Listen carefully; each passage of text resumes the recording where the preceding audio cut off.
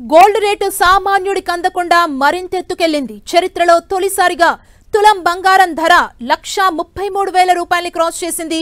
వరుసగా 6వ రోజు గోల్డ్ రేటు తగ్గేదేలే అంటూ పరుగులు తీస్తోంది. దీంతో ఇవాళ తులం బంగారం 1,760 రూపాయలు పెరిగింది. హైదరాబాద్ లో ప్యూర్ గోల్డ్ 10 గ్రాముల ధర 1,33,100 రూపాయలు పలుకుతోంది.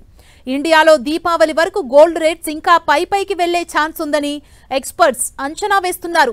దంతేరాస్కి ముందు దడ పుట్టించేలా బంగారం ధర పరుగులు తీస్తోంది. ముఖ్యంగా ఉత్తరాది ప్రజలు దీపావళి ముందు రోజు ఆభరణాలు కొనుగోలు చేయడం ఆచారంగా వస్తుంది.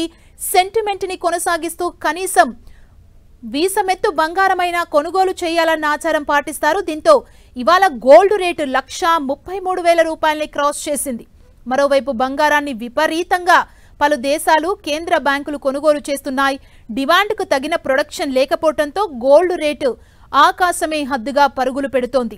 మన దేశంలో ఫెస్టివల్ సీజన్లో గోల్డ్ కొనుగోలు చేయడం ఆనవాయితీగా వస్తోంది. దీంతో గత కొన్ని రోజులుగా బంగారం ధర పైకి వెళ్తోంది.